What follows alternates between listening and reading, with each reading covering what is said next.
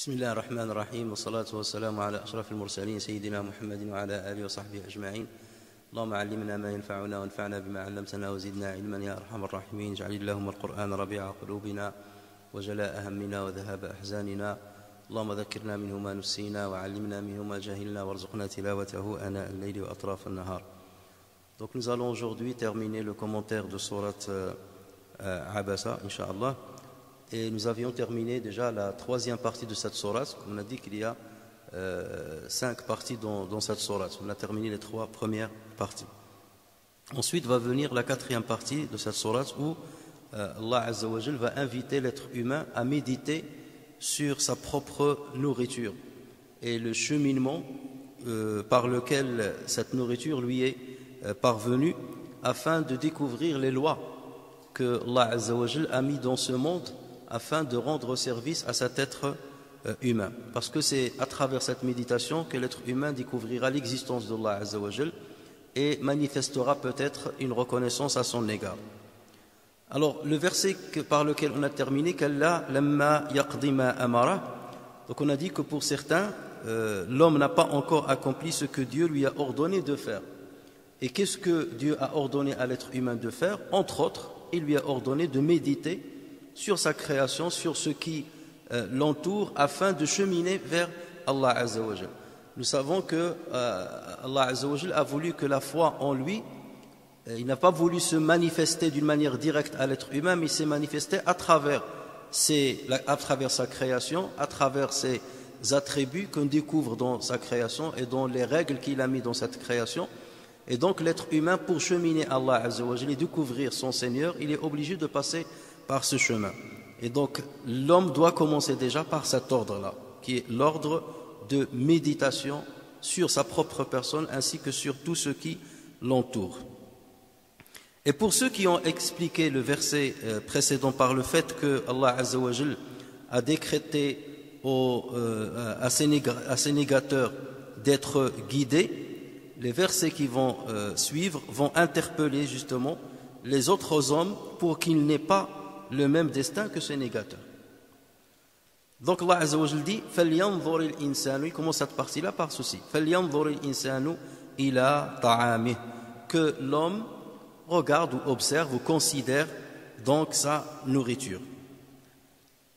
Bien entendu, là on a l'impression que l'interpellation divine de l'être humain, c'est une interpellation sur quelque chose qui est banal. Et comment se fait-il qu'on va méditer sur la nourriture? Et d'autant plus qu'Allah Azza wa Jal dit فَلْيَنْظُرْ, que l'être humain regarde, qu'il voit sa propre nourriture. Nous voyons toujours la nourriture, que ce soit pour aller la chercher, pour la préparer ou lorsqu'on est en train de la manger. Nous sommes dans un contact direct avec la nourriture, et ce au quotidien et à plusieurs fois, et on l'observe. Mais ce n'est pas cette observation qu'Allah Azza wa Jal demande de nous. Il nous demande une méditation sur la manière avec laquelle cette nourriture nous est parvenue.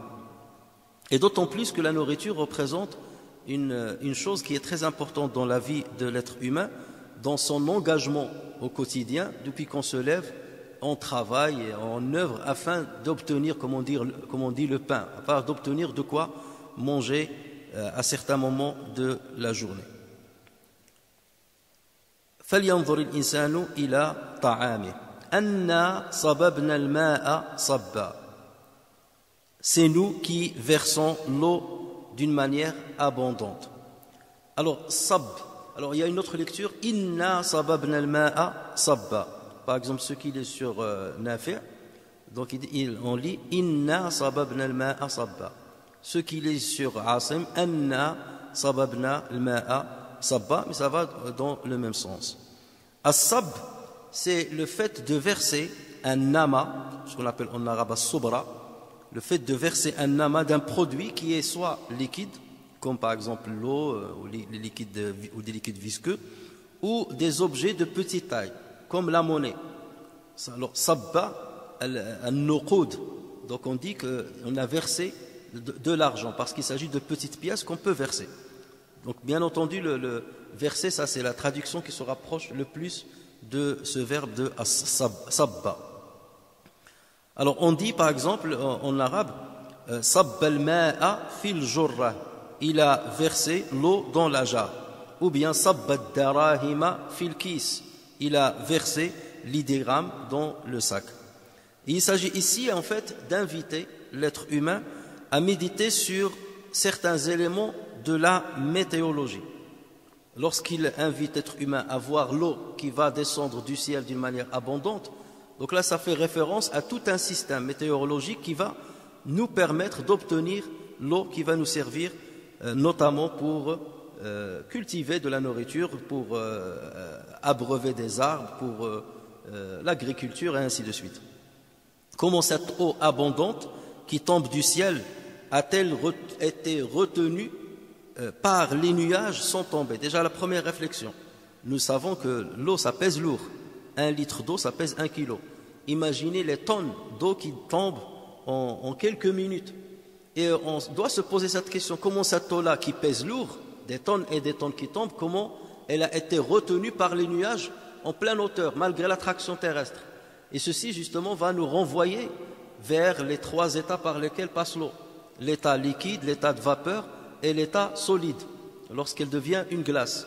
Et là on comprend que ce n'est pas un simple hasard que cette eau ait ce genre de caractéristiques, c'est qu'Allah Azza wa Jalla l'a créée avec ces caractéristiques qui lui sont spécifiques, parce qu'il n'y a que cet élément-là qui va jouer ce rôle très important. Nous savons, nous avons fait de l'eau toute chose vivante. Mais pour que cette vie puisse avoir lieu, il faut que cette eau-là fasse un circuit bien particulier en passant par différents états. Donc comment elle est au départ eau dans les rivières, dans les océans, comment elle va se vaporiser pour devenir légère et monter vers le ciel, et ensuite comment la froideur va la compacter pour devenir des petites buées qui vont se rassembler les unes à côté des autres avant d'avoir un certain poids assez lourd pour qu'elle tombe dans un autre endroit. Et c'est comme ça qu'on va boucler justement la boucle en partant des océans vers les endroits terrestres, et notamment les endroits qui peuvent être arides. Tout ce circuit-là, il n'a pas été le fruit d'un hasard, c'est qu'il a été bien conçu par un créateur.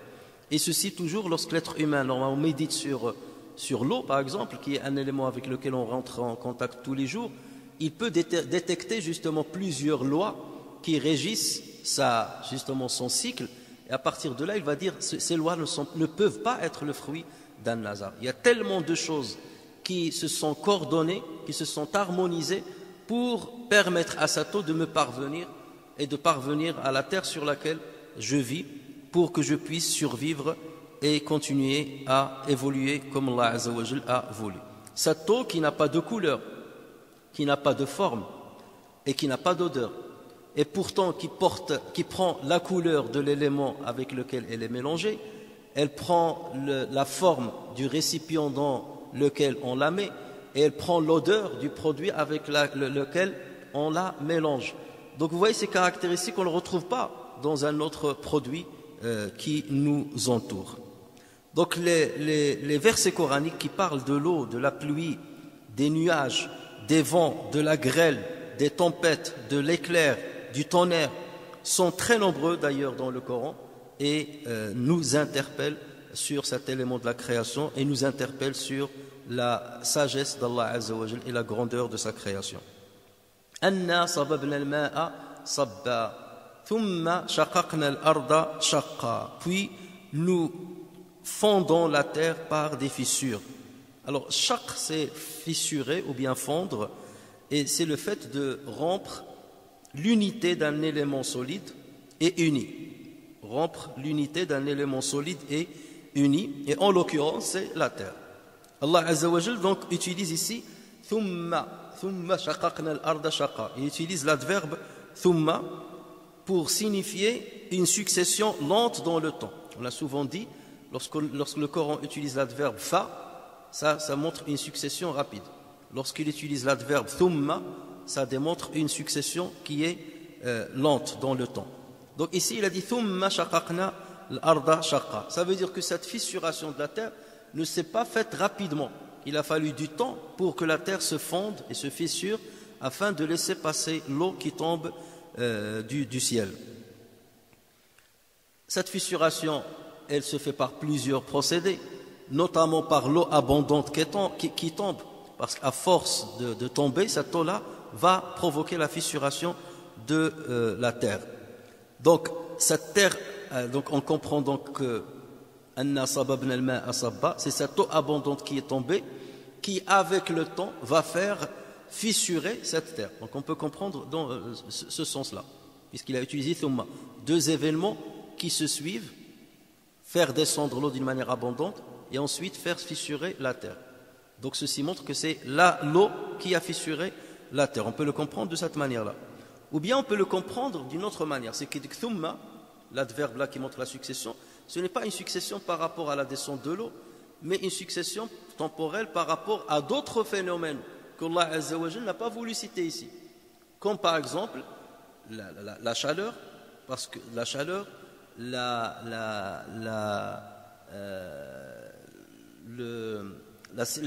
comment on va parler, non, pas que l'évaporation. Enfin, ça peut se faire par la chaleur, bien entendu.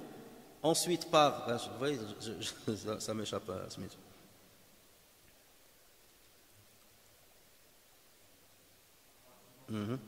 Non, il y a beaucoup de choses. Par exemple, si on voit la création de cette terre, on commence par le procédé de la création de la terre elle-même. Cette terre-là, elle a été créée suivant plusieurs phénomènes, comme par exemple les volcans, donc l'apparition avec la tectonique des plaques, l'apparition des montagnes. Donc là, on a des produits qui sont rocailleux, qui sont durs et qui ne sont pas propices pour justement pour faire pousser une bonne végétation. Ils n'ont pas assez de fertilité pour le permettre. Et donc là, il y a plusieurs phénomènes, comme par exemple l'érosion. Donc il y a l'érosion de ces roches qui sont dures, qui va permettre de les effriter au fur et à mesure, avec l'effet du soleil, avec l'effet de l'eau abondante justement, et des pluies.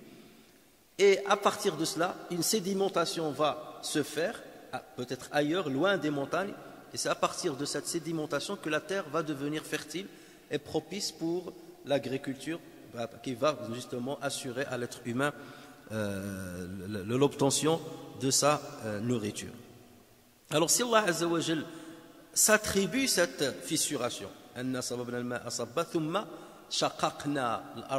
c'est nous qui avons fissuré cette terre-là, c'est que c'est lui qui a mis en place tous ces processus-là pour permettre justement de parvenir à cette fissuration, qui est très importante et nécessaire justement pour pouvoir avoir des plantations qui permettent d'assurer à l'homme ce dont il a besoin. Et c'est pour cela qu'Allah Azza wa Jalla se l'attribue. C'est pour nous dire, ce n'est pas la terre par elle-même qui est devenue ce qu'elle est devenue, mais il y a bien un processus déjà préétabli par le Créateur, et il l'a fait pour l'être humain. Il l'a fait en destination de l'être humain. L'être humain a certains besoins, ces besoins, il va les trouver dans ces éléments, et pour parvenir à ces éléments, il y a plusieurs processus qui vont justement leur donner naissance et les mettre entre les mains de l'être humain. Pour d'autres savants, lorsqu'ils disent anna shaqaqna al-arda shaqqa, ils disent que ça fait référence à la fissuration de la terre par la charrue, par les charrues. Donc tous les moyens qu'on utilise pour fissurer la terre avant de semer des semences, des graines et faire pousser ce dont on a besoin. Et là aussi, ils disent que si Allah Azza s'attribue cette fissuration, c'est parce qu'il a donné le savoir à l'être humain, la capacité d'utiliser son intelligence afin de fabriquer la charrue à partir du fer et justement l'adapter par rapport à la nature du sol pour permettre justement cette fissuration et permettre de fertiliser la terre pour qu'elle fructifie au maximum. أَنَّا صَبَبْنَا الْمَاءَ صَبًّا ثُمَّ شَقَقْنَا الْأَرْضَ شَقًّا فَأَنبَتْنَا فِيهَا حَبًّا وَعِنَبًا وَقَضْبًا.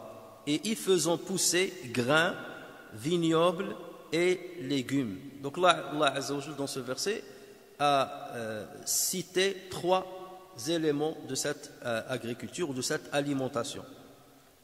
Habba, il a commencé par le hab, les grains. Et les grains, bien entendu, entrent énormément dans l'alimentation de l'être humain. Il n'y a pas un peuple sans que les grains ne soient l'élément de base de son alimentation. Et regardez avec la guerre qu'on voit ces temps-ci, comment maintenant le pays qui était un grand exportateur du blé, maintenant avec la guerre qu'il est en train de subir, comment beaucoup de pays maintenant rentrent dans une crise pour trouver le blé qui va suffire à toute leur population.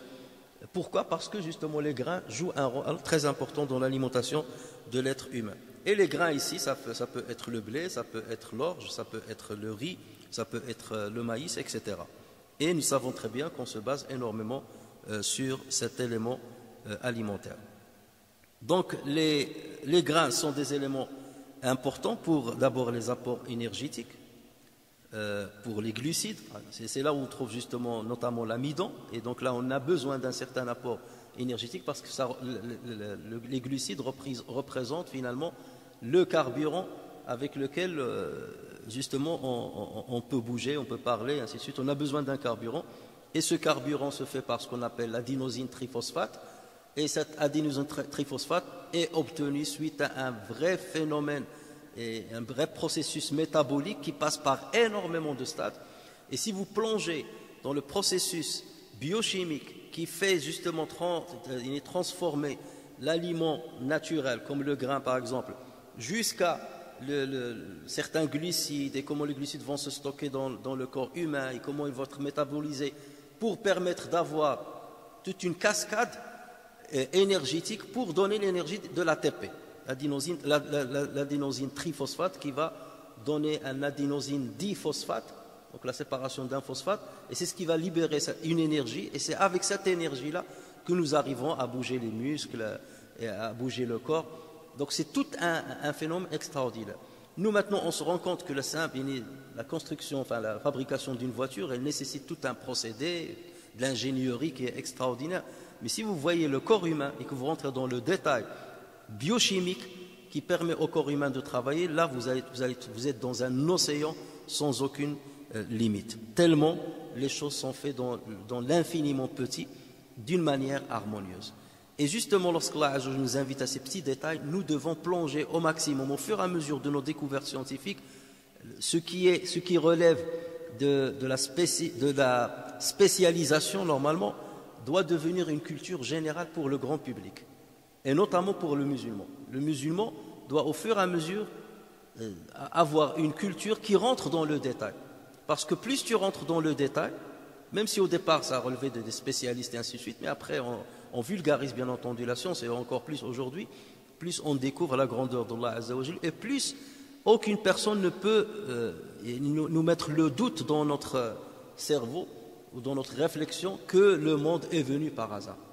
Plus on rentre dans l'harmonie de la création et des processus biochimiques, physiologiques, plus on se rend compte que tout a été préétabli et tout a été programmé. Et forcément, ça ne peut être fait que par un Seigneur qui a la puissance, qui a une puissance, qui a de l'omniscience, qui a une volonté et qui connaît l'avenir et qui connaît ce qu'il va créer à l'avance. Parce que beaucoup d'éléments ont été créés avant l'arrivée de l'être humain. Et l'être humain a été créé d'une manière qui concorde avec les éléments qu'Allah Azza wa Jal a mis sur sa terre. Donc rien n'a été fait par hasard. Et dans justement ces graines-là, on trouve les protéines, les fibres, les minéraux et les vitamines. Et par contre, pour les lipides, on n'en trouve que très très peu. C'est pour ça qu'Allah et après va citer les sources des lipides. Dans les graines, on trouve à peine 2% de lipides. Par exemple, dans le blé, on ne trouve que 2% de lipides. Ensuite, Allah Azza wa Jal cite Inaba. L'inab, c'est le raisin. Et le raisin, bien entendu, c'est un fruit très important aussi qu'on peut manger d'une manière directe ou sous une autre forme, comme par exemple sous forme de boisson, que ce soit des boissons alcoolisées ou pas, on va en parler, ou sous forme de raisins secs. Et les raisins secs, leurs caractéristiques vont leur permettre justement d'apporter à l'être humain ce que le raisin frais ne lui apporte pas. L'assèchement du raisin sec permet la fabrication d'autres produits qui n'existent pas dans le raisin. Donc on trouve des éléments qui sont communs entre le raisin frais et le raisin sec, et on trouve d'autres éléments qu'on trouve dans le raisin sec et qu'on ne retrouve pas dans le raisin frais. Par exemple, le raisin sec contient 4 fois plus de minéraux et d'oligo-éléments comme le potassium par rapport au raisin qui est frais. Ils sont riches en certains éléments chimiques comme le bore. Le bore là, on ne le trouve pas assez dans le raisin frais, mais on le retrouve dans le raisin sec. Et le bore, c'est un élément très important pour la croissance et qui pourrait prévenir l'ostéoporose et l'arthrite. Et on sait très bien que l'ostéoporose et l'arthrite sont deux grandes maladies qui causent beaucoup de dégâts, notamment chez les personnes âgées. Et vous voyez, il n'y a pas de secret. Lorsque vous voyez par exemple dans les pays qu'on appelle les pays sous-développés, vous trouvez dans leur alimentation le raisin sec énormément. Mais dans les pays maintenant développés, lorsqu'on parle de développés, cet élément-là, on ne l'achète plus. C'est parce qu'il y a justement des gens d'autres cultures qui habitent en Europe qu'on arrive à commercialiser ce genre de produits. Mais sinon, les Européens se sont vraiment éloignés de certains éléments alors qu'ils sont nécessaires pour leur vie. Et ce n'est pas pour rien que l'être humain a asséché les raisins, c'est parce qu'Allah Azza wa Jalla l'a guidé vers ceci. Allah Azza wa Jalla a voulu, à travers un élément, rendre service à l'être humain au niveau de sa santé, selon l'état où va se trouver cet élément. Donc tout a été programmé à l'avance. Les raisins, revenons aux raisins frais, sont des fruits qui sont très riches en antioxydants et leur fermentation, comme vous le savez, permet d'obtenir le vin. Le vin, c'est quoi? C'est une boisson alcoolisée de 5,5 jusqu'à 15,5%. Et lorsqu'on parle d'alcoolisée, ça veut dire qu'elle contient de l'éthanol, le CH3, COH, pour ceux qui ont fait un peu de biologie ou bien de biochimie. Et l'éthanol est considéré comme une drogue. Ça, maintenant, on parle scientifiquement, on ne parle pas seulement parce qu'on est des musulmans et parce qu'on sait que l'islam l'interdit. L'éthanol est considéré comme une drogue qui agit sur le système nerveux en augmentant l'effet inhibiteur d'un neurotransmetteur qu'on appelle le GABA. Le GABA, c'est un neurotransmetteur qui existe dans le cerveau et son rôle, c'est d'inhiber certains neurones, inhiber certaines actions. Sauf que le GABA, il est sécrété par le cerveau avec des doses bien déterminées pour que son inhibition se passe à certains moments, d'une certaine manière qui est bien calculée. Parce que s'il n'y avait pas le GABA, on va être des excités. Vous voyez qu'il y a certaines personnes, par exemple, qui peuvent avoir une carence du GABA ou un dérèglement dans la sécrétion du GABA qui peut bouger tout le temps. Là, on les considère comme des handicapés. Ouais, ce n'est pas un handicapé dans le sens où il est fou, là, il ne comprend rien. Mais son corps n'arrête pas de bouger. D'accord? Il te parle, il bouge la tête, il bouge le cou, il bouge ses mains et tout ça, parce qu'il y a une carence dans ce produit-là. Donc, et ce produit-là a pour rôle de freiner quelque part certaines actions de certains neurones pour donner une certaine harmonie au corps et de bouger d'une certaine manière. Et dès qu'il y a un dérèglement dans le GABA, c'est une catastrophe. L'éthanol, qu'est-ce qu'il fait justement? Il accentue l'effet inhibiteur du GABA. Il l'accentue. Et c'est pour cela qu'on devient vraiment très... lorsqu'on tombe justement dans l'ivresse, c'est ça l'ivresse en fait. C'est qu'on ne se contrôle pas. Il y a un blocage du travail normal du cerveau. Et forcément donc du travail normal des muscles et de ce qui en suit, de la raison et d'autres. Lorsque l'éthanol se métabolise dans le corps, il se transforme en un produit qu'on appelle l'acétaldéhyde. Donc l'éthanol, lorsqu'il se métabolise dans le corps, il se transforme en acétaldéhyde. Et qui est plus toxique que l'éthanol. Il est plus toxique que l'éthanol. Et il a été démontré qu'il augmente le risque de cirrhose de foie et qu'il est lié à de nombreuses formes de cancer. Et ça, c'est établi scientifiquement. Qu'il s'agisse de petites doses ou bien de grandes doses, ces éléments-là sont toxiques. On ne peut pas dire intoxiquez-vous, mais d'une manière modérée. Hein? Tout ça, c'est pour sentir le bon goût du vin pendant le petit verre de vin, pendant le petit repas. Déjà que le petit, ça marque que le petit, il ne fait rien. Alors que la science, elle est claire là-dessus. Et nous sommes dans un monde occidental développé, et tous les scientifiques, tous les médecins disent l'alcool c'est zéro. C'est pas modéré ou pas modéré, c'est zéro.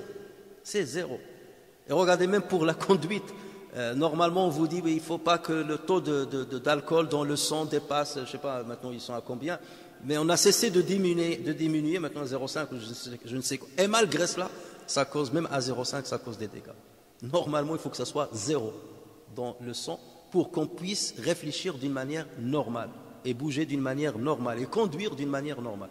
S'il y a même 0,1% dans le sang, c'est que forcément il y a une inhibition du système nerveux et tu ne peux pas travailler dans des conditions optimales. Le système nerveux ne travaille pas d'une manière optimale. Ça, c'est scientifiquement établi. Mais parce que, bon, voilà, il y a une industrie du vignoble et ainsi de suite, donc voilà, donc on arrange la loi selon les intérêts financiers, même si on bousille la santé des personnes. Les raisins peuvent être aussi à la base, des produits à la base du vinaigre. Et pour nous, le vinaigre, bien entendu, il est halal. Le prophète sallallahu alayhi wa sallam, il a dit ni'mal idamul khal, qu'il est délicieux, là, qu'il est bon, le vinaigre comme sauce. Et le prophète sallallahu alayhi wa sallam aimait justement le vinaigre. Le vinaigre, il s'obtient suite à une fermentation qu'on appelle une fermentation acétique par certaines bactéries spécifiques. Donc ça n'a rien à voir avec la fermentation du raisin ou bien d'un autre fruit vers une fermentation alcoolique. Là, c'est une fermentation acétique. Et en général, le vinaigre ne contient pas d'alcool. Il y a un seul vinaigre qui se vend dans le monde qui contient de l'alcool. C'est le vinaigre de Xérès. C'est un vinaigre qu'on fabrique en Espagne. Et lui, il contient 3% d'alcool. Mais sinon, les autres vinaigres qui se vendent, ils sont le vinaigre de cidre, le vinaigre d'alcool, tous les vinaigres qui se vendent, ils ne contiennent pas d'éthanol. Parce qu'ils s'évaporent au cours de cette fermentation acétique. Et c'est pour cela que, donc vous voyez, l'islam, est-ce que le prophète sallallahu alayhi wa sallam était un biochimiste qui a fait des études pour calculer l'alcool dans le vinaigre et l'alcool dans le vin? Et pourtant, ils se ressemblent. Et pourtant, voilà, le prophète sallallahu alayhi wa sallam a dit, le vin c'est interdit, le vinaigre c'est permis. Comment il a su? Voilà. C'est Allah Azza wa Jal qui le renseigne sur ce que lui-même a créé. وَعِنَبًا وَقَضْبًا. Al-qadba, alors certains savants disent qu'il s'agit de la luzerne fraîche, ce que certains appellent le fasfasa, ou bien le fesfesa, ou bien le fasfas. Nous au bled on l'appelle fsa. Fsa, c'est ce qu'on donne au lapin en général, mais on le donne même pour beaucoup d'animaux. Donc c'est la luzerne. C'est une herbe qui est consommée par le bétail. Et c'est l'avis d'Ibn Abbas, de Qatada, de Dhahhak, ainsi de l'imam Suddi. Hassan al-Basri, lui, il dit, ça fait référence au fourrage, à l'alaf. Ça fait référence d'une manière générale au fourrage, l'alaf, qui est consommé par le bétail. Mais dans tous les cas, les deux avis se rejoignent puisque c'est une alimentation destinée au bétail en général. L'homme ne mange pas la luzerne en général. وَعِنَبًا وَقَضْبًا. Ensuite il a dit وَزَيْتُونًا وَنَخْلًا. Donc on a créé des oliviers et des palmiers. Alors regardez, il a rassemblé ces deux arbres dans le même verset. Au départ il a parlé de trois éléments, habban wa inaban wa qadba, dans un verset, wa zaytunan wa nakhla, dans un verset. Ensuite c'est comme pour nous dire ces deux arbres là ont des caractéristiques communes. Voilà pourquoi il les a rassemblés, eux deux, dans un verset à part. Il aurait pu les rajouter aux autres trois éléments cités. Lorsqu'il a dit habban wa inaban wa qadban wa zaytunan wa nakhla, il aurait pu rassembler ces cinq aliments dans le même verset. Mais lui, il a voulu réserver un verset uniquement pour l'olivier et le palmier. L'olivier, on sait que le Coran le considère comme un arbre béni. Shajaratin mubaraka, dans surat An-Nur. Et regardez, Allah Azza wa Jal l'a utilisé comme parabole dans le Coran, comme parabole pour mettre en exergue une convergence entre la lumière divine, Allahu nuru samawati wal ard mathalu nurihi, la lumière divine, l'exemple de sa lumière, et la lumière qui est donnée par cet arbre-là, en fait par l'huile qu'on extrait des fruits des olives, l'huile, parce que pendant longtemps on utilisait l'huile d'olive comme pour les lampes à huile. C'est avec ça qu'on allumait justement le feu pour éclairer le plus longtemps possible les maisons et autres. Donc Allah Azza wa Jal, pour la bénédiction de cet arbre et la grandeur de cet arbre, il l'a utilisé justement pour donner cette parabole. D'accord? Pour montrer la convergence entre la lumière donnée par l'huile de cet arbre et la lumière de Allah Tabaraka wa Ta'ala. Mathalu nourihi kamishkat. Sa lumière, la lumière de Dieu, est semblable à une niche où se trouve une lampe. La lampe est dans un récipient de cristal et celui-ci ressemble à un astre de grand éclat. Son combustible vient d'un arbre béni, un olivier, ni oriental ni occidental, dont l'huile semble éclairer sans même que le feu la touche, lumière sur lumière. Et on voit aussi que le palmier, donc voilà la première caractéristique, Allah l'a utilisé comme parabole. Et il a utilisé aussi le palmier comme parabole dans un autre verset pour montrer la convergence entre la solidité du palmier et les fruits qu'il donne, en l'occurrence les dattes, et la solidité de la parole de l'iman. Allah Azza wa Jalla dit Alam tara kayfa daraba Allahu mathalan kalimatan tayyibatan ka shajaratin tayyibah. N'as-tu pas vu comment Allah propose en parabole une bonne parole pareille à un bel arbre dont la racine est ferme et la ramure s'élance dans le ciel? Il donne à tout instant ses fruits par la grâce de son Seigneur. Et la majorité des exégètes, et ainsi que Anas ibn Malik, rapportent que l'arbre cité dans cette sourate Ibrahim, en fait, fait référence au palmier. Et Anas Malik le rapporte ça sur le prophète sallallahu alayhi wa sallam. Donc les deux arbres ont été cités dans le Coran pour les utiliser dans une parabole qui a un rapport avec un élément très important, soit la lumière de Dieu, soit la parole, l'attestation de foi, shahadat la ilaha illallah. Ça c'est la première chose. On remarque aussi que ces deux arbres ne perdent pas leurs feuilles. La majorité des arbres perdent, la majorité des arbres fruitiers perdent leurs feuilles pendant l'automne notamment. Alors que ces deux arbres ne perdent pas, leurs feuilles sont persistantes, qu'il s'agisse du palmier ou bien de l'olivier. L'autre caractéristique, c'est que l'olivier, c'est un arbre qui est une source importante de lipides, et le palmier, c'est un arbre qui représente une source importante de glucides. Donc vous voyez qu'il y a des concordances pour les avoir cités dans le même verset. Les olives sont parmi les rares fruits, sinon le seul de ce que je connais, les rares fruits dont on extrait les lipides à partir de la chair et non pas à partir de la graine. En général, toutes les huiles, on les extrait à partir des graines. L'huile de tournesol, l'huile de noix, c'est toujours du noyau. C'est à partir du noyau qu'on presse pour sortir l'huile. Mais l'olive, c'est le seul fruit dont on sort l'huile à partir de la chair et non pas du grain, de la chair. C'est quelque chose d'exceptionnel. Et là, l'olivier, c'est un arbre qui vit très très longtemps, beaucoup plus longtemps que le chêne. On a trouvé, même s'il est difficile à dater, contrairement au chêne, parce qu'il pousse d'une manière irrégulière et son tronc pousse d'une manière irrégulière, donc on n'a pas une facilité à faire les datations comme c'est le cas du chêne. Vous coupez par exemple un tronc de chêne, vous voyez qu'il y a des circonférences comme ça, et chacune représente une année. Vous pouvez compter l'âge d'un arbre de chêne, rien qu'en comptant ces cercles concentriques qui se trouvent dans son tronc. Mais l'olivier, on utilise d'autres moyens pour le dater. Mais on a trouvé des oliviers qui dépassent les 1700 années, voire même 2000. On a trouvé même un de 2700 ans, alors qu'il est vivant. Et ceci, ça témoigne d'une chose, c'est que ça témoigne d'une grande résistance. Une grande résistance. Et les oliviers, même s'ils poussent dans des endroits qui sont arides, rocailleux, ils arrivent à résister. Et d'ailleurs, les meilleures huiles d'olive sont les huiles des oliviers qui poussent dans des endroits rocailleux et dans des endroits où il n'y a pas beaucoup d'eau. Pourquoi? Parce que lui-même, il va fabriquer des polyphénols et des antioxydants pour protéger ses fruits, pour protéger justement les olives. Et donc lorsqu'on presse ces olives, ces antioxydants vont se retrouver dans l'huile. Et lorsqu'on mange, ou là lorsqu'on boit cette huile, donc notre corps en profite, puisque à la base, les antioxydants ont été fabriqués par l'arbre pour se protéger, pour qu'il se protège lui-même.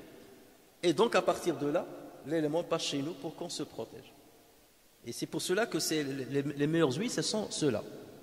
Et il y a quelques années, on a trouvé dans une région bien particulière au Maroc, une huile, et on a trouvé que les polyphénols de cette huile-là étaient 30 fois plus concentrés que ce qu'on trouve dans les huiles normales, les huiles d'olive normales. Et c'est pour ça qu'on le vend très très cher. On en a ramené une fois à la mosquée, mais malheureusement, nos frères, ils ne savent rien sur ces produits-là. Voilà. Pour eux, le prix, je vais acheter un peu moins cher et ça ne pose pas de problème, mais bon, il faut connaître, bien entendu. Alors, outre ces vertus alimentaires, énergétiques qu'elle possède, donc cette huile, et des propriétés, il existe des propriétés bénéfiques pour la santé, et notamment sur le plan cardiovasculaire. Grâce à la teneur des huiles en vitamine A et en vitamine E et en acides gras monoinsaturés. Parce que vous savez, même les acides gras, il y a les acides gras saturés, c'est les plus mauvais acides gras qui existent, les acides gras saturés, comme ce qu'on trouve dans le beurre, et ainsi de suite, dans certains fromages, et ainsi de suite.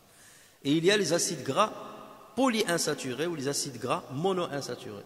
Et eux, ils sont très bénéfiques pour le corps. Et on en trouve énormément dans l'huile d'olive. Et c'est pas pour rien lorsqu'on parle du régime méditerranéen, et on dit que c'est un régime, c'est le meilleur régime qui existe dans le monde, c'est grâce notamment à l'huile d'olive, qu'on prend chaque matin. Vos parents, ils le prenaient chaque matin, zétou atay, pour eux, ça c'est le meilleur petit déjeuner. Non, il faut le croissant avec kada, ou les pâtisseries le matin, ou le petit kada, ou le petit, alors qu'il n'y a rien dedans, c'est que du vide. Alors que, voilà, l'huile d'olive, si vous saviez ce qu'il y a dans l'huile d'olive, normalement c'est un produit à manger au quotidien. Et les maladies, si on veut échapper justement aux maladies cardiovasculaires, c'est par là qu'il faut justement commencer. Donc vous voyez, si Allah Azza wa Jalla en parle de cette manière-là, c'est pas pour rien. Les feuilles d'olivier ont un effet d'abord diurétique, ils augmentent la sécrétion urinaire, ils ont un grand effet hypotenseur. Donc pour les gens qui ont de l'hypertension, la meilleure chose c'est de prendre les feuilles d'olivier et de les préparer comme si c'était une tisane, comme la menthe par exemple. Vous préparez une tisane avec les feuilles d'olivier, et les feuilles d'olivier vous les trouvez au bled qui sont gratuits. Et même maintenant, heureusement, en France on commence à vendre des oliviers seulement pour la décor. Bien le décor, on les ramène de l'Espagne et on les vend ici. Voilà, si vous avez dans le midi, bien entendu, dans ce cas vous prenez les feuilles, et ces feuilles-là vous les préparez, vous les mangez de temps en temps. C'est très très très important. Donc ils ont un effet hypotenseur, vasodilatateur, donc ça dilate les vaisseaux sanguins, et comme ça les dilate, donc ça évite l'accumulation des plaques d'athérome, ça évite la rigidité des vaisseaux sanguins, parce que c'est ça qui donne l'hypertension et donne des maladies cardiovasculaires comme l'AVC, entre autres. La feuille d'olivier est également un antidiabétique, donc pour ceux qui ont le diabète, et des études cliniques confirment son indication pour prévenir l'athérosclérose. L'athérosclérose, ce sont des dépôts qui se font à l'intérieur des vaisseaux sanguins, et notamment des artères, les artères coronaires qui vont vers le cœur, ou bien certaines artères qui vont vers les pieds aussi, et c'est ce qui provoque l'ischémie. Donc à un certain moment, les plaques d'athérome parfois, elles peuvent se détacher de l'intérieur du vaisseau sanguin, et donc ça va devenir comme un caillot qui va être transporté par le sang, et à un moment il va boucher le vaisseau sanguin, et lorsqu'il le bouche, le sang ne parvient pas à l'organe. D'accord ? C'est comme ça qu'on a l'infarctus du myocarde. L'infarctus du cœur, ça vient comme ça, parce que ce caillot-là qui s'est formé à l'intérieur du vaisseau sanguin, à un certain moment il se détache, il devient comme un bouchon, et il bouche l'artère, et le sang ne peut plus parvenir au cœur, et le cœur donc il finit par s'arrêter. Et parfois lorsque ce caillou-là monte dans le cerveau, donc c'est ce qui donne les accidents vasculaires cérébraux. Donc tout cela, vous voyez, si on veut prévenir justement ce genre de maladie, il n'y a qu'à consommer, entre autres, l'huile d'olive ainsi que les feuilles de l'olivier. Les palmiers, quant à eux, sont des arbres rentables à l'homme, aussi bien par leurs fruits, donc en l'occurrence les dattes, que par leurs feuilles, parce qu'on les utilisait dans la construction, on utilisait les fibres pour fabriquer des cordes. Et ça, les gens du Sahara peuvent vous montrer ce qu'on peut faire avec ça, même avec les noyaux des dattes. On le donnait comme fourrage pour les animaux, ainsi de suite. Le cœur du palmier aussi, qui est très très important, qui est très riche en calcium, en fer, en magnésium et manganèse. Quant aux dattes, elles sont très riches en fibres alimentaires, favorisant une bonne digestion. Et vous savez qu'on a aussi beaucoup de problèmes dans notre époque et dans le pays dans lequel on vit, les problèmes digestifs qui sont très très répandus. Ils sont riches en oligo-éléments, en cuivre, en zinc, en fer, riches en acides aminés qui réduisent justement la tension artérielle aussi, riches en antioxydants qui luttent contre l'accumulation de graisse dans le corps et contre le vieillissement des cellules. Mais le problème, certains vont vous dire, oui, mais moi je suis diabétique, je ne mange pas les dattes. Oui, mais comment on est devenu diabétique? On est devenu diabétique parce qu'on mange les mauvais sucres. Et le mauvais sucre, c'est le saccharose, c'est le sucre de table. Normalement, avant, il n'y avait pas de sucre de table. On ne consommait pas le sucre de table. Donc la seule source de glucides, c'était par justement ces éléments, par les dattes par exemple. On bannit le sucre de table et on le remplace soit par le miel, ou par les dattes, ou par les deux. Donc si on commence notre régime alors qu'on est encore jeune, on bannit le sucre de table, le saccharose, le sucre blanc, on le bannit. Là, on peut bénéficier justement de ces fruits-là qui sont très importants. Mais le problème, nous, jusqu'à ce qu'on tombe malade, et après on dit, je suis diabétique, donc il faut que je bannisse même les dattes, il faut que je bannisse même le miel. Alors que c'était deux éléments, non seulement qui étaient importants que pour l'alimentation, mais qui ont des vertus thérapeutiques très très intéressantes pour le corps. Alors les dattes sont très riches en protéines, en vitamines. Ils permettent de réduire la douleur lors de l'accouchement. Et c'est pour ça qu'Allah Azza wa Jal a dit à Maryam radiyallahu anha wa huzzi ilayki bi jid'in nakhlati tusaqit alayki rutaban janiyya. Lorsque Marie radiyallahu anha a voulu accoucher, Allah Azza wa Jal lui a dit, secoue vers toi le tronc du palmier, il fera tomber sur toi des dattes fraîches et mûres. Pourquoi? Parce qu'elle allait accoucher. Et ça diminue les douleurs justement de l'accouchement. Vous imaginez maintenant dans la maternité donner aux femmes les dattes et ainsi de suite?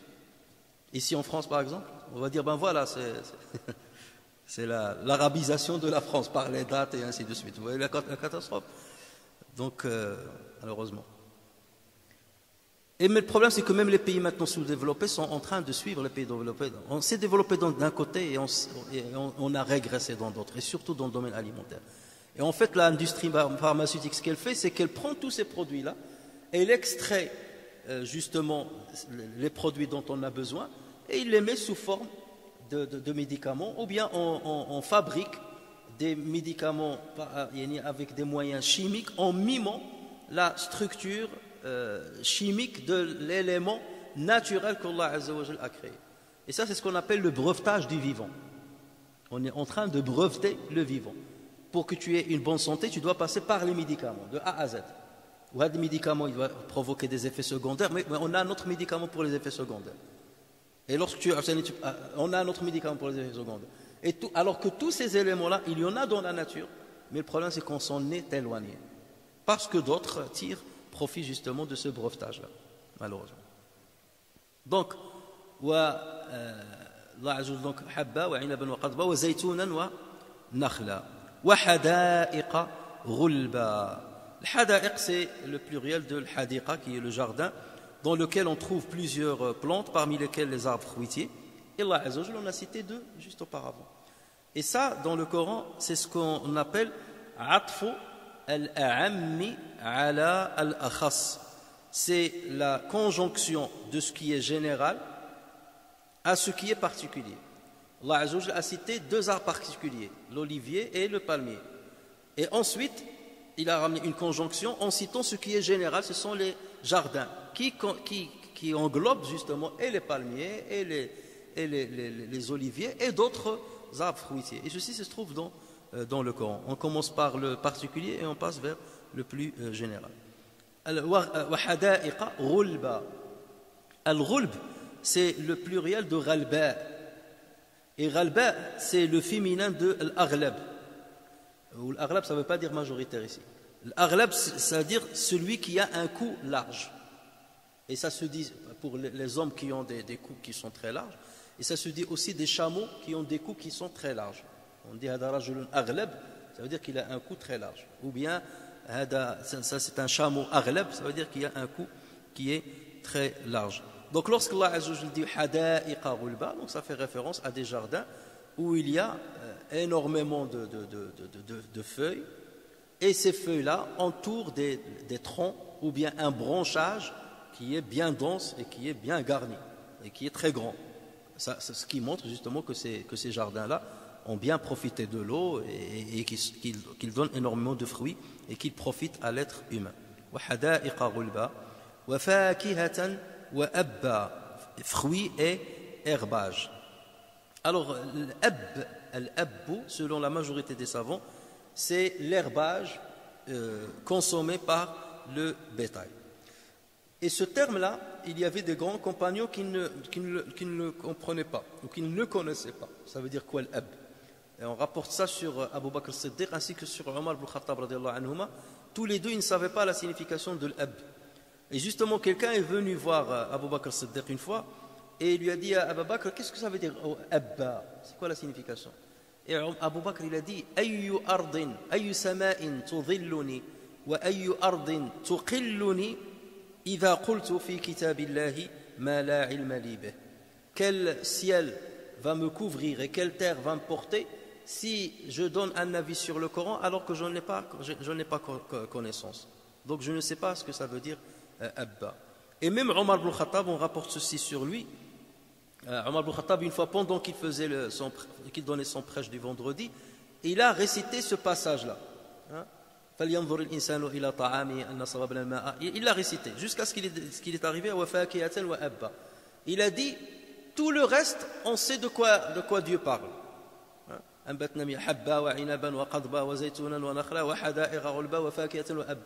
Il a dit mais ça veut dire quoi l'ab? Lui-même il se posait la question devant les fidèles, ça veut dire quoi l'ab? Et il avait un bâton, le bâton de l'Jumu'ah. Alors justement je profite de l'occasion, pourquoi on utilise le bâton pendant le prêche du vendredi? Pourquoi c'est une sunna d'utiliser un bâton ou bien une épée? C'est pour ne pas trop gigoter, c'est pour que l'imam ne bouge pas ses mains dans tous les sens et ainsi de suite. C'est pour qu'il reste le plus stable possible. Et ça c'est la sunna c'est ça. On n'utilise pas le bâton pour taper sur le minbar, ou bien on fait le Jumu'ah sans bâton et après on commence comme si il y a une différence entre donner un prêche du vendredi et donner une conférence ou un dars. Donc on peut se permettre dans un dars et une conférence qu'on ne peut pas se permettre pendant le Jumu'ah. Le Jumu'ah, il ne faut pas bouger trop et c'est pour cela que donc on prend le bâton pour occuper la main pour ne pas bouger trop avec. D'accord? Donc Omar ibn Khattab, donc lorsqu'il est arrivé à ça, il a pris le bâton, il l'a levé. Le bâton qui avait le Jumu'ah, il l'a levé. Il a dit kullu hadha qad arifna fama al-ab. Tout ça on le sait, mais ça veut dire quoi l'ab? ثم رفع عصا كانت بيده وقال هذا لعمر الله هو التكلف. Ceci, je jure par Dieu, c'est l'exagération. D'abord il pose la question, il répond à lui-même. Ceci, je jure par Dieu, c'est l'exagération. فما عليك يا ابن أم عمر ألا تدري ما الأب. Où est le mal? Oh, le fils de la mère de Omar. C'est qui le fils de la mère de Omar? C'est lui-même. Il parle à lui-même. Donc, regardez comment c'est l'expression. Il a dit, où est le problème? Ô fils de la mère de Omar, si tu ne comprends pas ce que c'est que l'ab. Donc, où est le problème? Ensuite, il a dit aux fidèles, ibtaru ma buyyina lakum min hadha al-kitabi fa'malu bih. Les choses qui sont explicites et claires dans votre esprit dans ce livre-là, œuvrez dans leur sens. Œuvrez. Est-ce que vous n'avez pas compris? Délaissez-le et confiez-le à Dieu. Parce que de toute manière, le sens général, on a compris. Allah Azza wa Jalla est en train de parler de plusieurs aliments. Donc même si je ne comprends pas ce qu'est la signification exacte de l'ab, est-ce que ça va remettre en cause la compréhension de cette sourate? Non. De toute manière, il a parlé de l'hab, de l'inab, de zaytoun, de nakhl, de l'hada'iq, et il a dit fakihatan, donc des fruits, ou abba, donc ça doit être quelque chose qui tourne autour de ça, de ce qui est alimentaire, ou bien pour l'être humain, ou bien pour son bétail. Et ça montre quoi? Ça montre que les compagnons s'intéressaient au Coran dans le sens où ils cherchaient qu'est-ce que je dois œuvrer conformément à ce que j'ai compris du Coran. Ça ne reste pas seulement un luxe intellectuel de comprendre les détails, mais encore faut-il pratiquer ce que j'ai compris dans le Coran. C'est l'amal, c'est ça qui compte. Et ça, pourtant, Abu Bakr et Omar, c'est des Arabes purs. Ils maîtrisaient la langue arabe. Mais parfois, il y a certains termes que dans certaines tribus, on ne les utilise pas assez. Au point que les Arabes de ces tribus ne les connaissent pas. Mais ils sont connus par ailleurs. Donc lorsqu'Allah a descendu justement l'Ab, ça veut dire que c'était connu par d'autres Arabes. Mais Omar et Abu Bakr qui étaient des Qurayshites, ils ne comprenaient pas leur sens. Et ceci, on le retrouve parfois ailleurs. C'est comme dans l'exemple d'Anas ibn Malik radiyallahu anhu. Lui, il dit « Nahnu na'rifu al-mudya » Nous, on savait, en faisant référence au couteau. Le couteau, on l'appelait chez les Arabes de l'époque, enfin chez Anas ibn Malik, les gens de Médine, on l'appelle al-mudya. Al-mudya. Il a dit « Nahnu na'rifu al-mudya » Mais je ne savais pas que ça s'appelle aussi sikin. Je ne savais pas que ça s'appelait aussi sikin, jusqu'à ce qu'un jour, le prophète sallallahu alayhi wa sallam nous narra l'histoire de Sulayman. Et lorsque les deux femmes sont venues se disputer auprès de Sulayman, ils l'ont pris comme juge entre elles. Chacune a dit ça c'est mon enfant, ça c'est mon enfant. Le prophète il a raconté l'histoire, il a dit, et Sulayman leur dit, ramenez-moi un sikin, je vais le couper en deux et chacun va prendre un morceau. Et là il a dit, c'est lorsque le prophète a dit sikin, c'est là que j'ai compris que sikin c'est un terme qu'on donne à al-mudya. Mais nous on le connaissait par al-mudya. Donc vous voyez, voilà, si Abu Bakr et Omar n'ont pas compris le sens de l'ab, d'autres savants, bien entendu, ou d'autres compagnons d'autres villes l'ont compris. C'est pour cela qu'on trouve que la majorité disent qu'il s'agit de l'herbage consommé par le bétail. Mata'an lakum wa li an'amikum, pour votre jouissance, vous et vos bestiaux. Le mata' c'est quoi? Le mata' fait référence à ce dont on peut profiter pour une petite période, avant qu'il disparaisse. C'est ça le mata'. Mata' dunya, c'est quelque chose qui va rester à un certain moment et après il va disparaître. C'est ça le mata'. Le mata' ne se dit pas de quelque chose qui dure, qui reste tout le temps avec toi. C'est quelque chose qui va s'arrêter. Et d'ailleurs, même la vie tout entière, et donc lorsqu'il dit mata'an lakum wa li an'amikum, ça veut dire tous ces éléments-là, je les ai faits pour votre profit. Mais c'est un profit qui est limité dans le temps parce que vous devez finalement quitter cette terre-là. Vous devez laisser tout ça derrière vous. Vous êtes que des passagers. Et ça, c'est le mata' qui est passager. Vous devez le laisser pour continuer votre chemin. Donc là, Allah Azza wa Jal, lorsqu'il dit mata'an lakum wa li an'amikum, j'ai créé tout ça pour vous. Et c'est pour ça, tout à l'heure, j'ai commencé à parler de certains éléments scientifiques. Vous allez dire, oui, mais pourquoi parler de tout ça, le magnésium? C'est qu'Allah Azza wa Jal sait c'est quoi le besoin de l'être humain. Il a besoin de vitamines, il a besoin de lipides, il a besoin de ceci, il l'a créé de cette manière-là. Et il l'a créé à partir de la terre. Et il l'a créé avec ses spécificités, ses caractéristiques. Et pour que l'on puisse survivre sur terre, il a besoin justement de ces éléments. Et ces éléments, il ne va pas les trouver dans une seule nourriture. On n'est pas comme les koalas qui mangent que l'eucalyptus. Vous voyez, il y a des animaux qui ne mangent qu'un seul aliment. L'être humain, Allah Azza wa Jalla nous a fait de sorte que nous devions manger énormément de choses, sinon on ne peut pas survivre sur terre. Ou on tombe dans des maladies et des problèmes. Et c'est à partir de là, est-ce qu'on va dire que c'est le simple hasard? Regardez maintenant, on n'est pas du dans le hasard, supposons. Nous, on cherche ce qu'on va manger, je vais aller au supermarché, je vais acheter ce que je veux, et malgré ça, on développe des maladies qu'on ne développait pas peut-être avant. Pourquoi? Parce qu'on ne consomme pas ce dont notre corps a vraiment besoin. Et on consomme parfois certaines choses qui sont nuisibles à notre corps. Et on crée parfois certains aliments qui sont catastrophiques pour notre corps. Vous avez par exemple certains acides gras, je parlais des acides gras saturés. Le fromage râpé qu'on met justement dans les pizzas pour que ça soit élastique. Le fromage, c'est une catastrophe. Vous êtes en train de manger comme du plastique. Ce n'est pas un élément naturel. Vous avez des acides gras, ce qu'on appelle les acides gras bis, et les acides gras trans. Les acides gras trans, la composition chimique, elle est faite de sorte que vous trouvez un atome de carbone, un atome de carbone. Celui-là, il a un hydrogène qui est vers le haut. L'autre, il a un hydrogène vers le bas. C'est ce qu'on appelle la position chaise. Trans. Normalement, dans la nature, ce genre d'acide gras est très rare. La majorité, c'est bis. Tu trouves l'hydrogène vers le haut, vers le haut. Ils sont de même côté, vers le haut, vers le bas. Les deux hydrogènes qui sont attachés au carbone, aux atomes de carbone. Nous, on fabrique certains fromages pour qu'ils soient justement élastiques. Donc, on le fabrique de cette manière-là pour qu'ils résistent. Et il cause énormément de dégâts dans le corps et des cancers dans le corps. Là, on le mange. Les intelligents, les scientifiques, les modernes et ainsi de suite. Et on cause des problèmes. Et la nature, telle que Allah Azza wa Jalla l'a faite, elle concordait avec nos besoins. Et elle assurait nos besoins, des choses bien réglées et tout. On dit que c'est le hasard. Nous réfléchissons et nous faisons les choses bien étudiées et tout, on cause des catastrophes. Où la nature, soi-disant, elle a été faite par hasard, elle a fait bien les choses. Elle a fait bien les choses par hasard d'elle-même. Où nous, lorsqu'on a étudié, on fait les choses mal. Parce qu'il y a un problème. Il y a un problème. Donc, voilà. C'est pour ça Allah a dit mata'allakum wa li'an'amikum. Lorsqu'Allah Azza wa Jalla dit huwa alladhi khalaqa lakum ma fil ardi jami'a. C'est lui qui a créé pour vous tout ce qu'il y a sur cette terre. Il dit je l'ai fait pour vous.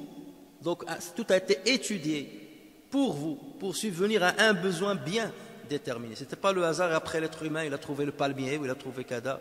Non, ça a été créé pour toi, le palmier, l'olivier, tout ce que ça a été créé pour vous, être humain. فَإِذَا جَاءَتِ الصَّاخَّةُ. Donc là, on aborde la dernière partie de cette sourate, la 5e partie de cette sourate, qui va maintenant parler de l'au-delà et de l'issue des croyants obéissants et des négateurs désobéissants. Fa, idha ja'ati as-sakha. Le fa, c'est un adverbe. Alors, le fa, comme j'ai dit tout à l'heure, thumma, c'est un adverbe qui montre une succession lente. Ou le fa, c'est un adverbe qui montre une succession temporelle rapide, mais ici, ça ne montre pas une succession temporelle. Ça, c'est ce qu'on appelle fa'u. On l'a dit la dernière fois. Fa'u tafri'. C'est un adverbe de ramification. En fait, le verset là, avec fa idha ja'ati as-sakha, c'est une réponse au verset 17 qu'on a déjà cité. Qutila al-insanu ma akfara. Que périsse l'homme, qu'il est ingrat. Pourquoi? Et là, Allah Azza wa Jalla va lui dire min ayyi shay'in khalaqa, de quoi il l'a créé, et il va partir de là. Ensuite, il va dire falyanzur al-insanu ila ta'ami, que l'homme regarde ma akfara, qu'il regarde de quoi sa nourriture, qu'il regarde sa nourriture. Et ensuite, là, ici, il dit que cet homme-là voit ce qu'il attend lorsque le fracas arrivera. Donc voici ça, ramification, à partir du verset 17. Donc, pour que vous compreniez le lien, la structure, le squelette de la sourate. Donc, as-sakha, فإذا جاءت الصاخة. As-sakha fait référence à un cri ou bien à un bruit qui est violent et assourdissant. C'est ça, un bruit terrible, assourdissant. C'est ça, as-sakha. Et dans ce qualificatif, dans le Coran, Allah Azza wa Jalla l'utilise pour qualifier le jour de la résurrection et ce qui se passera dans le jour de la résurrection. En fait, il y a plusieurs événements qui ont été décrits par le Coran, qui vont arriver et qui vont provoquer des grands bruits. Ce n'est pas le bruit, regardez rien que le tonnerre, le bruit qu'il fait. Le tonnerre, ça fait un bruit qui est énorme, ça fait peur. Mais imaginez, le tonnerre, c'est seulement que des nuages. Et parfois, certaines réactions entre eux et tout ça, ils donnent ce bruit-là. Mais imaginez lorsqu'il y aura lorsque la terre tremblera de partout, dans tous les endroits. Vous imaginez le bruit qu'il va y avoir? Lorsque les montagnes vont s'effriter. Vous imaginez le bruit que ça... Pour qu'elle s'effrite, vous mettez une bombe maintenant dans une montagne, elle va quoi? Elle va casser la montagne en plusieurs roches. Une bombe. Mais là, on parle de s'effriter complètement en poussière. La montagne se transforme en poussière. Ça veut dire qu'il y aura une explosion extraordinaire pour que ceci arrive. Donc imaginez le bruit. Les planètes qui vont s'entrechoquer. Imaginez le bruit que ça fera dans le ciel. Donc c'est ça, Sakha, ça fait référence à tout ça. En plus du bruit, le cri dans la trempe de Sayyidina Israfil alayhi salam, qui attend, il a la trempe avec lui, et il attend l'ordre d'Allah Azza wa Jal. Premier souffle pour l'extinction du monde, et le deuxième souffle pour la résurrection.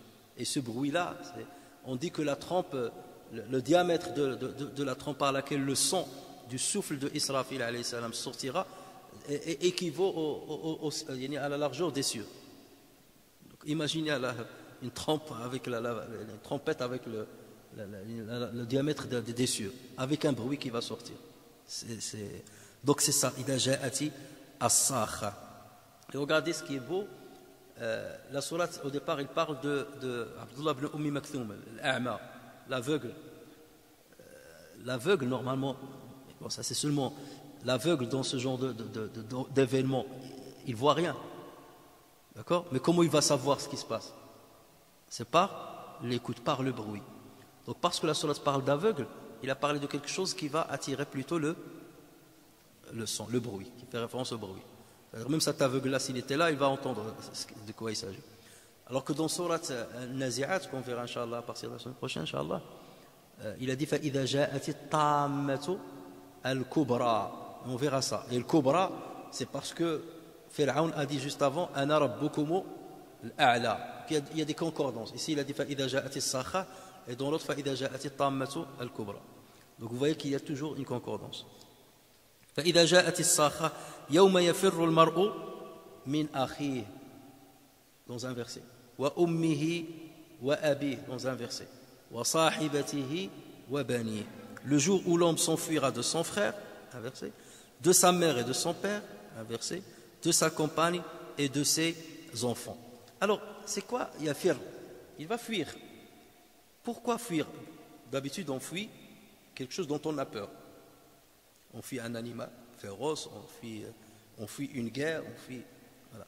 Alors ici, à quoi fait référence la fuite? Ça fait référence à l'éloignement, à un éloignement volontaire. Et cet éloignement, on peut l'expliquer de différentes manières, de trois manières. Soit c'est un éloignement qui va se réaliser parce qu'on a peur que ses propres proches nous demandent de rendre compte sur un manquement qu'on a observé à leur égard. Par exemple, le frère te dira tu ne m'as pas aidé lorsque j'étais dans le besoin. Tu avais de l'argent par exemple, tu ne m'as pas aidé lorsque j'étais dans le besoin, pourtant je suis ton frère. Je veux te juger sur ça maintenant qu'on est devant Allah Azza wa Jal. Tes parents peuvent te dire tu n'as pas été bienfaisant vis-à-vis de nous comme il se doit, comme Dieu t'a ordonné de faire. Donc voilà pourquoi tu veux pas qu'ils te fassent ce genre de reproches et tu les fouilles. Je ne veux pas entendre ces reproches maintenant, espérant qu'ils ne vont pas me voir pour ne pas me reprocher ça devant Allah Azza wa Jal. Donc tu les fuis pour ne pas affronter cette situation. Donc ta femme aussi, il va te dire tu m'as ramené le haram dans la maison ou tu as gagné l'argent d'une manière haram et c'est avec ça que tu subvenais à mes besoins. Tes enfants qui vont te dire tu ne m'as pas bien élevé. Tout à l'heure, il te faisait le clin d'œil, fais-lui maintenant le clin d'œil. Ton enfant aussi qui va te dire tu ne m'as pas bien élevé, tu ne m'as pas bien éduqué. Donc là, tu les fuis pour ne pas affronter justement ceci, pour qu'ils ne démasquent pas tes manquements. Donc on peut le comprendre dans ce sens. Deuxième manière avec laquelle on peut le comprendre, c'est que c'est le jour où l'homme désavouera ses proches qui ont choisi la voie de l'égarement. Au moins, ils ont choisi la voie de l'égarement. Donc tu les as désavoués, donc tu vas les quitter. Je ne vais pas vous rendre un service ici. Je ne vais pas intercéder en votre faveur. Je vous fuis. Je m'occupe que de moi-même.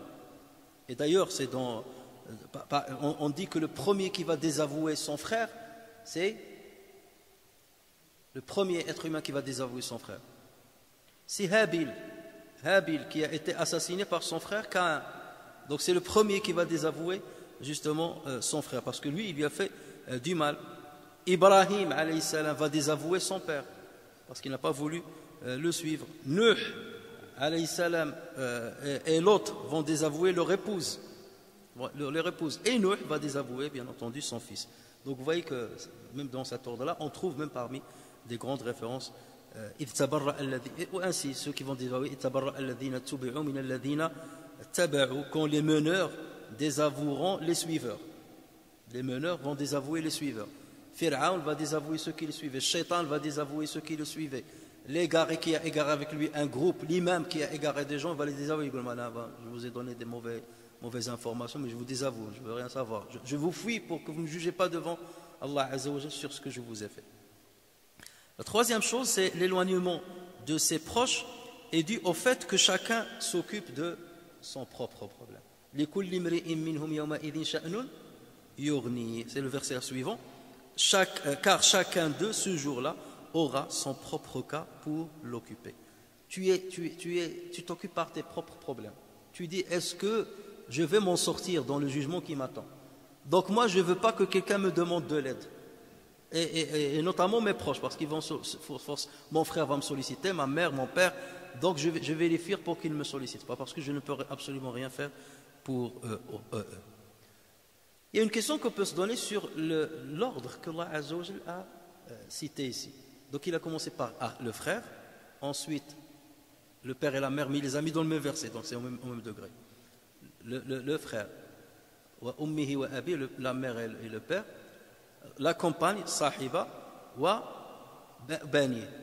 En fait, ça, c'est un ordre décroissant par rapport à l'attachement qu'on a envers nos proches. Ceux à qui on s'attache, lorsqu'on est dans une situation normale, ceux à qui on s'attache le moins, on s'y attache parmi nos proches, on s'attache à tous nos proches, bien entendu, mais à des degrés différents. Ceux auxquels on s'attache le moins, c'est nos frères. Vient après la mère et le père. On sache moins. Et ensuite vient le conjoint. Et ensuite vient l'enfant. Ça veut dire celui à qui on s'attache le plus, c'est ton propre enfant. C'est le plus. Ad vient ta femme. C'est pour ça que certains dénigrent leurs parents à cause de sa femme. À cause de sa femme, il délaisse tu vois, il dépense pour sa femme, il donne à sa femme tout ce qu'elle demande. Mais à ses parents, un petit peu. Ça, c'est l'ordre. C'est ça. Donc là, Allah a cité dans un certain ordre. C'est pour dire, non seulement il va fuir son frère, mais il va fuir même son père et sa mère. Et non seulement son père et sa mère, même son conjoint. Et non seulement le conjoint, mais même son propre enfant, il va fuir. Et regardez dans une autre sourate, Allah Azza wa Jal dit, dans sourate Al-Ma'arij, je pense, lorsqu'il dit yawaddu al-mujrimu law yaftadi min adhabi yawmi idhin bi banihi wa sahibatihi wa akhihi wa fasilatihi allati tu'wi. Donc il dit, ce jour-là, le jour du jugement, le criminel espère donner en échange pour se racheter contre le châtiment, il espère donner en échange son fils. Donc vous voyez, ce qui a été cité ici le dernier, il a cité ici au premier.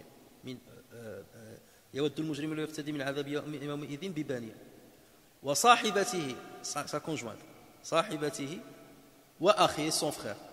Ad, il a cité le clan. Qu'est-ce qui manque ici? Les parents. Pourquoi il ne les a pas cités? Parce que ça ne se fait pas. Que tu donnes en échange tes parents pour sauver ta peau. Ça ne se fait pas. Et tellement on doit avoir une bienfaisance envers les parents que c'est inimaginable. Donc là, même le jour du jugement, le criminel, on ne peut pas imaginer que le criminel dira je donne mon père et ma mère et je rachète moi. Non, je donne mon fils, ma femme, mon clan, mon frère, mais le père et la mère, non, ça c'est pas possible. Même si l'attachement, je m'attache plus au fils qu'aux parents, mais les parents, non. Vous voyez, le respect qu'on doit aux parents, Allah ne nous a même pas cité dans ce verset-là. Et voilà, vous voyez que l'ordre il a changé, il a été inversé, parce que ici c'est donné en échange, alors que là c'est seulement fuir. Lorsque tu fuis quelqu'un, tu lui fais pas un mal direct, tu fuis seulement, je veux pas le voir, j'ai peur. Alors que là-bas, le donner en échange pour me sauver ta peau, là c'est autre chose. Donc là l'ordre a changé.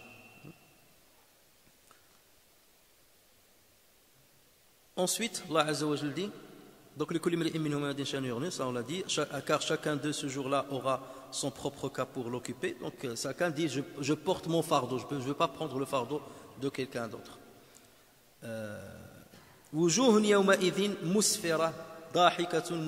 Ce jour-là, il y aura des visages rayonnants, riants et réjouis.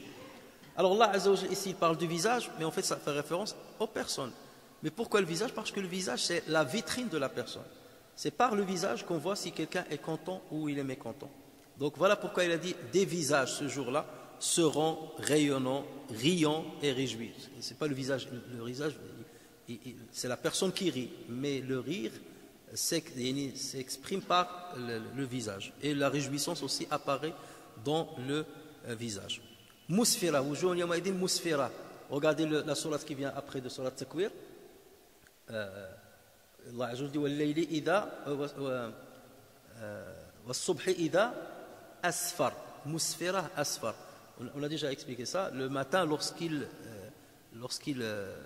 vient avec sa lumière, la lumière du matin éclate. Donc, c'est ça, ça fait référence justement au rayonnement. Donc, des visages seront rayonnants ce jour-là. Et ce rayonnement, d'après les savants, certains disent que ça vient des ablutions qu'on accomplissait pour la prière. Ça, c'est l'avis de l'imam Tahak. D'autres disent que ça vient de la prière qu'on accomplissait, notamment la prière nocturne. Ça, c'est ce qu'a dit Abdullah ibn Abbas. Et bien entendu, s'ils sont riants et réjouis, c'est parce qu'ils vont voir ce qu'Allah Azza wa Jalla leur a préparé comme bonne récompense. Ce jour-là. Regardez toujours ce jour-là. Ça veut dire ce jour-là auquel Allah Azza wa Jalla a fait référence, le jour de Sakha. Et enfin, donc il dit وَوُجُوهٌ يَوْمَئِذٍ عَلَيْهَا غَبَرَةٌ تَرْهَقُهَا قَتَرَةٌ أُولَئِكَ هُمُ الْكَفَرَةُ الْفَجَرَةُ. De même qu'il y aura ce jour-là des visages couverts de poussière, recouverts de ténèbres, voilà les infidèles, les libertins. وَوُجُوهٌ يَوْمَئِذٍ عَلَيْهَا غَبَرَةٌ. Le ghabara, ça veut dire la poussière. Nous, même au dialecte, on dit le ghabra. C'est un terme arabe. C'est la poussière.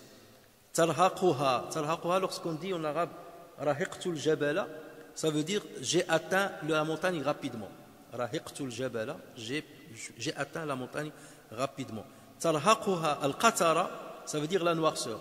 Ça veut dire c'est une noirceur qui va prendre leur visage rapidement. D'accord? Une noirceur qui va prendre leur visage avec une poussière dans le visage. Imaginez lorsque vous avez la noirceur du visage et la poussière dessus. C'est comme les gens qui travaillent dans les mines. Vous voyez comment ils sont leur visage. Ben c'est comme ça, que seront certains, ceux qui vont subir le châtiment de Dieu. Donc c'est des visages qui sont noirs et en même temps où il y a de la poussière dessus. Et ça reflète justement et ça ce n'est que le reflet de ce qu'ils ressentent à l'intérieur. Autant les autres ils sont souriants, éclatants, autant à deux ils sont dans une tristesse profonde, dans une peur atroce, que ceci va se voir de cette manière sur leur visage. Ici Allah Azza wa Jalla a dit, il a rajouté la poussière plus la noirceur. Qatara wa wujuhun yawma'idhin 'alayha ghabara tarhaquha qatara. C'est parce qu'à la fin il a dit ulaika humul kafaratul fajara. Ce sont ceux-là les infidèles, donc déjà ils ne croyaient pas en Allah Azza wa Jalla. Et les libertins ici ça veut dire ceux qui excédaient dans les péchés. Donc non seulement ils ne croyaient pas en Dieu, mais ils excédaient dans les péchés. Deux choses. Et c'est pour cela que vont apparaître cette frayeur qu'ils vont avoir va apparaître de deux manières sur leur visage. Et c'est comme si il dit cela sont ceux à qui le prophète sallallahu alayhi wa sallam s'adressait lorsque l'a'ma est venu lui poser une question. D'accord?